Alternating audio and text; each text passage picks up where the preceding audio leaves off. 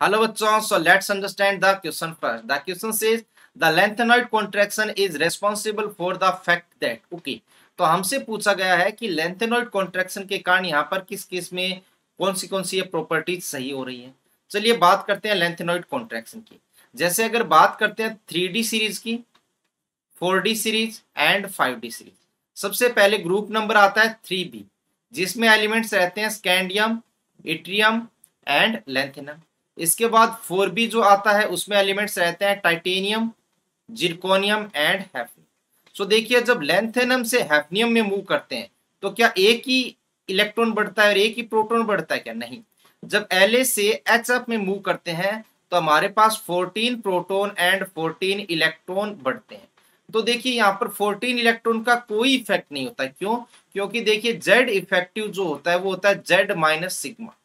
Z यहाँ पर 14 proton बढ़े हैं, लेकिन सिग्मा यहाँ पर इफेक्टिव नहीं होगा, ये कांस्टेंट कंसीडर कर सकते हैं। इसका रीजन ये है क्योंकि ये जो इलेक्ट्रॉन्स है ये कौन से इलेक्ट्रॉन है? 4f इलेक्ट्रॉन है।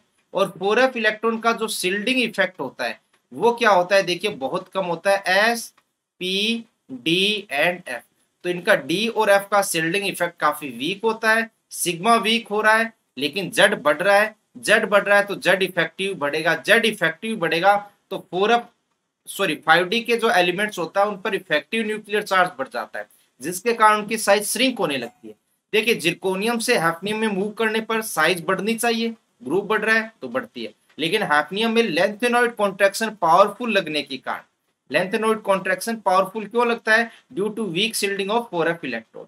लेकिन 14 प्रोटॉन का जबरदस्त इफेक्ट है तो ये साइज को क्या कर देते हैं? ऑलमोस्ट इक्वल कर देते हैं।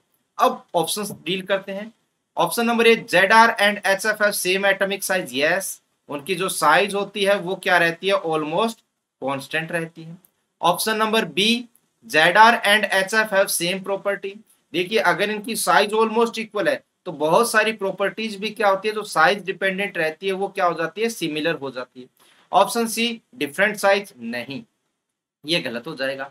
डिफरेंट प्रॉपर्टीज नहीं, बहुत सारी प्रॉपर्टीज सिमिलर ही रहती है। So the right answer of this question is option number A and B. So hope you understand the concept well. Best of luck.